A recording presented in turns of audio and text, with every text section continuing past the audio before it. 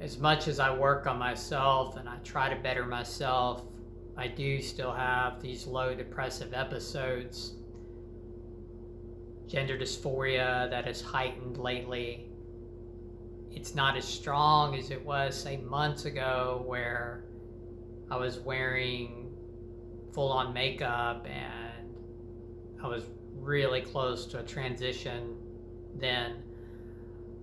But it's heightened more. It has went up to where it causes me anguish. There's a lot of pain that can be associated with it. Some days it hurts a lot. The depression can hurt a lot. And I find that sometimes I forget that I might have a decent day where, oh, okay, I've been working on myself. I feel pretty good today. And then I'm thinking all of a sudden maybe the depression's going to be gone and maybe the gender dysphoria is going to leave me. And sometimes I get overzealous, and I've even gotten on here and say, yeah, it's better, and this is what I've been doing. But the dysphoria hasn't ever left me. It may never completely leave me. And the depression, even though it's not as strong as it was in the summer of 24 when I started therapy, it still has its moments, strong enough that I've had some days this last week where I thought, well, again, I had thoughts of why am I here and do I want to be here, and maybe I can exit the world. Maybe I should, because it gets painful. And I start to wonder why. Because for me, what I've noticed is when you do work on yourself and when you do things to better yourself, and the more you do that, your old life falls out of resonance more and more and more as time goes on. I've known this has been happening over the last 6 years, but it's just something that comes back as now I'm working on myself more again. It's like you take new steps to do new things to better yourself, and you notice that you can't keep friends in your life because they fall out of resonance. You can't keep because you don't have anything in common, or maybe you did have things in common but now you don't, because you're trying to push yourself up to another level in your own life. I can't resonate with workplaces because they're so deceitful. Throughout my entire life, that's been my experience, that there's always been some form or another of deceit with employment, with workplaces. They're always trying to get one over on you in one way or another, and exploit you in one way or another, or gain what they can at the expense of your peace. And that's caused utter burnout with me over the years. At 50 years old, it's just caused me a complete burnout, to where here I am again. I'm not at a job. Left the adult store because of hostility, which I know was created from hostility, and resentment was created from the energy of me working more on myself, doing semen retention and doing things to better my own self, work on my own nervous system. So of course that would push me out of an adult store because of all the different types of low frequency things that were going on there. But as I've looked to try to find something else to be able to survive, work just enough hours for me to do what I need to do to live comfortably, it's still very hard, because in years past I'd go into these places and lie to get a job, and a lot of people do that. Lie, sell themselves, exploit themselves, tell the employer anything they have to tell them. And then, of course, that comes at your own expense for doing that, because then they're going to take total advantage of you. I don't do that now. So a couple of interviews I've had, I didn't get the jobs because I was honest. I wasn't mean, but I was just honest about what I was wanting too. Employers, I find, have a hard time dealing with that. I'm not going to say they're all like that. Sometimes you run across one that's more flexible than others, but this is me. This is me being authentic, though, and standing up for what I want too in my life. So everything's a challenge. With doing, I thought semen retention would knock the dysphoria out of me, the gender dysphoria. But at 73 days, I'm not going to say it won't help over time, but it hasn't taken it away, but it has helped me in other areas. It helps me with awareness. It helps me with energy, general energy, presence, to be present more often and not as depressed as often. Helps me with psychic awareness, connecting with source energy and nature, things like that. Meditations come to me easy. So there's a lot of benefit, but I thought maybe it would help more with the gender dysphoria, which I've discussed, I think is past life related, but you still don't take away the pain of it. And wondering why my soul chose this life to incarnate in this life as a biological male, and why not been just born a woman again. And it could just be because my soul wanted the challenge of this lifetime. I don't have all the answers, but it's frustrating to me because I still have gender envy when I watch TV, movies, see pretty women or all kinds of different women actually that I wouldn't mind. It's not even that I have this vision in my mind if I transition to being some doll just to look feminine, really. Not even to wear a lot of makeup. I've kind of gotten past that. It's just if I was to transition, it would be just to have a feminine body and to feel that more is what it would be actually. I wouldn't even have to look, it's not to look glamorous or have anything like that actually.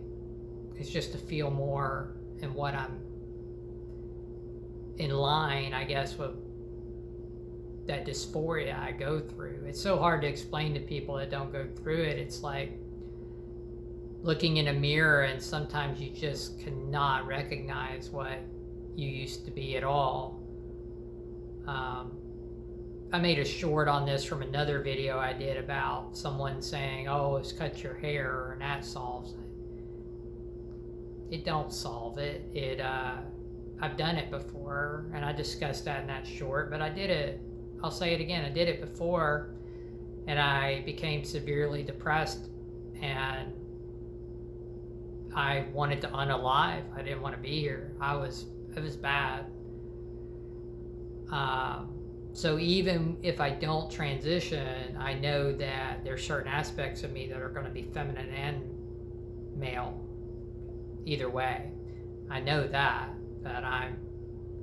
I've embodied enough of myself now to embody feminine aspects of myself, but it doesn't take away the fact that I'm still going through gender envy and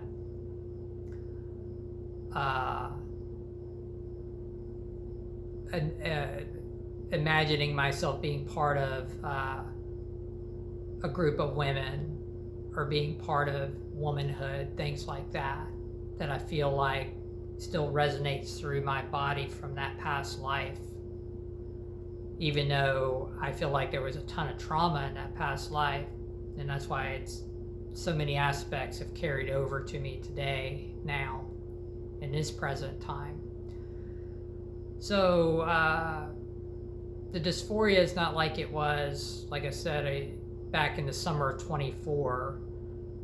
I would say it had gotten more to a severe point but still it's strong enough now that causes me pain quite a bit. So what I'm trying to do now is I try to face my pain. Depression too. Depression, because of the dysphoria, I go in depressive spells because of the way life is, the systems we live in, the programming we live in, how I look out into society, and I used to live this way too, but seeing how everybody wants to make comparisons to each other, how everybody's trying to be in this work hustle culture thing to make the most money than the next person, have the bigger home, the better car, the better stuff. It's just, I don't see the point. There was a time in my life I was like this too, because I was all caught up in all that programming as well. Now I just want peace and just enough for me to function in life. I'm not out there to want to have more than this person or that person or whatever. I'm not wanting to get involved in all of that. So it's a real struggle for me to fit in anymore.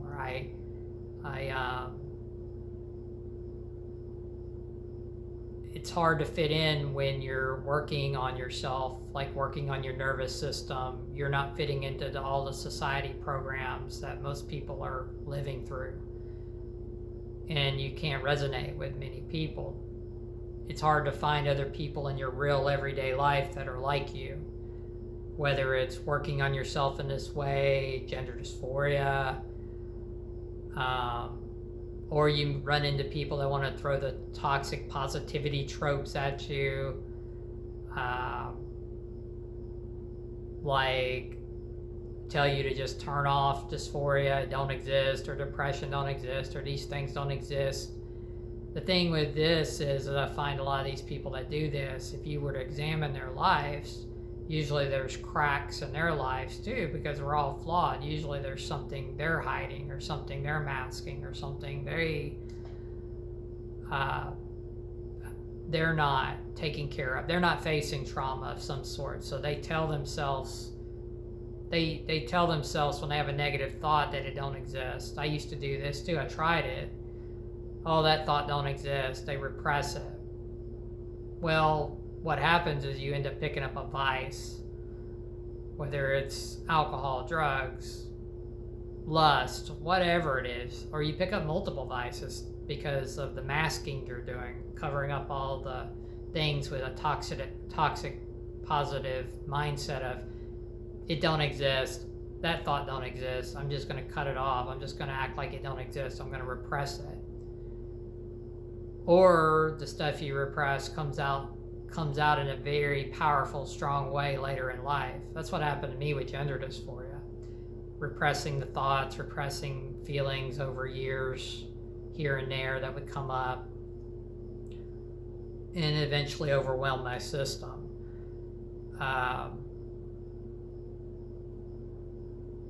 So it's difficult. I find it very difficult to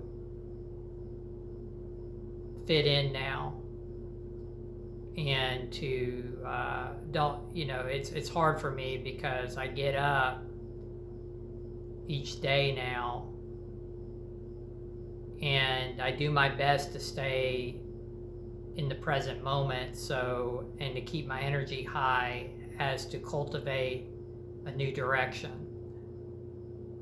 to cultivate an energy that will get me out of having to go out and work in these places, of having to go out and deal with these toxic environments, which in my life experience there's been some toxicity to every single job I've ever worked.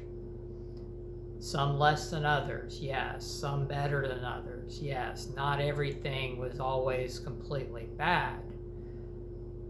Well, I will say some things I've done a lot of different things. Some things I've done were incredibly horrible.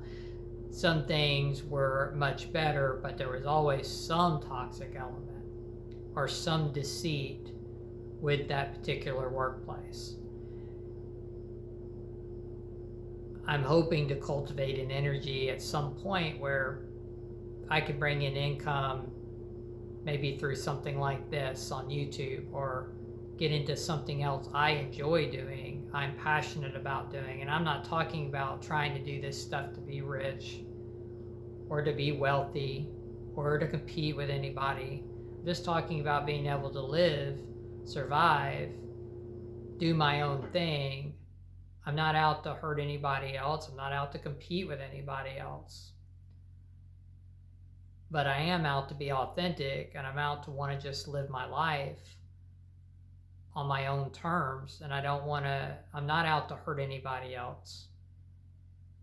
And that's also for the people that want to leave nasty comments to say, oh, you just don't want to work. Oh, you just don't want to do that.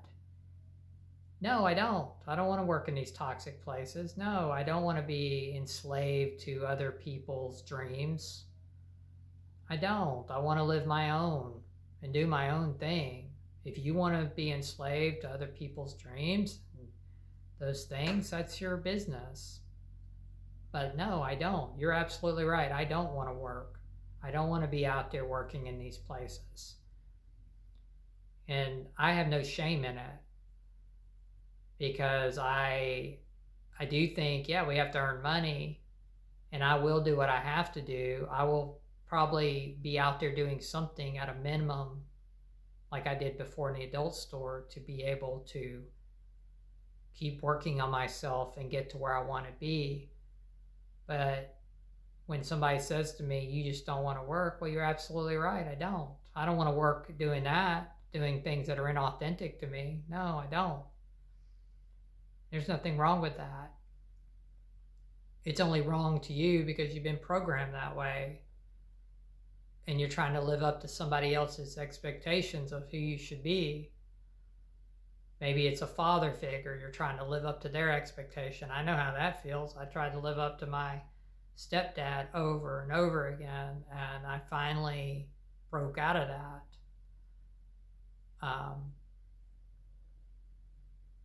Or maybe you're trying to live up to a mother figure, or you're trying to live up to some friend that you looked at as a mentor, but yet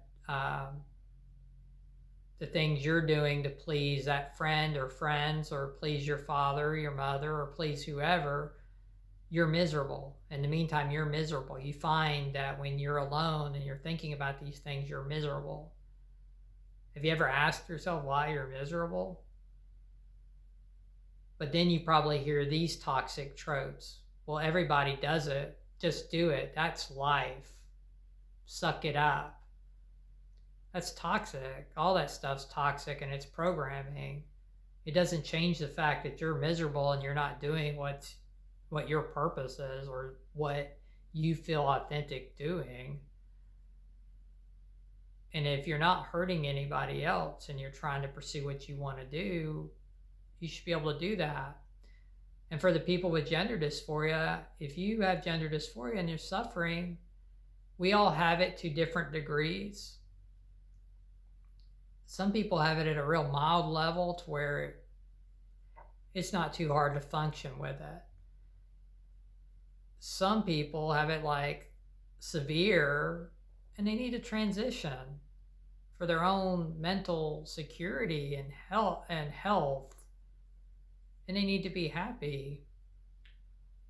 And I have empathy for that, because mine is a yo-yo, which I almost think is worse because of the way it goes up and down, and it makes it harder for me to make a solid decision on it because of the way it yo-yos on me. Sometimes it can be mild for a couple of days, and I'm thinking, yeah, I can live with it. Other days it goes up a lot, and I start having all this gender envy, and I get upset and sad. I'm like, why couldn't I just been born a woman?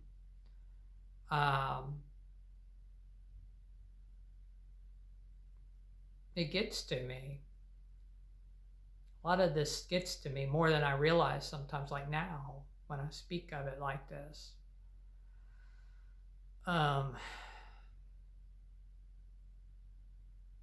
So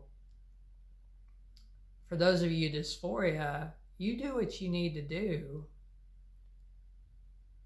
and don't worry about people as far as that too, pleasing people, staying in a in a way that you're not comfortable. And as far as me, if I did transition, I would not hurt anybody. I would do what I needed to fit in. Because, of course, I'd want to look like a female if I did it. You transitioned. And I'm confident I would, actually. With hormones and facial hair removal. Even if I think I'd be fine. But I'm saying with my dysphoria being a yo-yo, I think that's maybe the hardest, the ones of us that have it like that, because it's just harder to make decisions with that kind of gender dysphoria. Do I still try to integrate it because I believe it's past life? Yes, I try to integrate it. As I work on my nervous system, I do semen retention. I have not edged in 73 days physically. I have looked at some social media models here and there because I'm not perfect. I have desire, but I quickly get away from it. I don't stay hooked on it. So I say this as to say I'm doing what I can to try to curb the dysphoria and see if I can integrate it and to help the depression. Because I know from my experience with semen retention, if I were to lose that, I've lost it before and I know what it feels like. Anybody that's done this practice knows if you go on a streak for a long time, it can kind of fool you. You'll think, oh, it's been a long time, I can just lose that, or edge or whatever, or indulge in lust, whatever, and then you lose it. Within a few minutes, you usually feel regret because your psychic awareness dips, your meditative energy that you've cultivated to connect with source dips. Anyone that's been through this experience knows what I'm talking about. Your connection to source, all of that dips down immediately, and you have to cultivate it again, which is easier if you've been doing the practice over and over, but it still hurts. So I'm trying to do what I can to make my energetic presence better. And I guess I'm saying all this to say is I struggle, guys. I mean, I struggle. I sometimes get on here and I realize there's times I dissociate and I act like I got it all together, and I've caught that a few times. This part of my old self creeps in sometimes from years of programming, years of dissociating, years of masking. It sometimes creeps back in on me. But this is what goes on. I work on myself. I still go through depressive bouts. I work on myself. Gender dysphoria still beats me over the head a lot of days. I don't want to work in the workplaces. No, I don't. So again, for all those who want to say you just don't want to work, oh well, ding ding ding, got that right. But the reasons why, but you say that to cause shame to me, and I don't see it that way. There's no shame in not wanting to go out here and work for someone else's dream and to work for somebody else to abuse you and to exploit you. There's no shame in not wanting to do that, and to try to cultivate your own dream and try to come up with a way to make your own money from another source that you feel good about. I think anyone should want to do that and not worry about what anyone else is thinking of you. So I guess that's all I have for now, guys. And take care of yourself. I'll talk to you later. Bye.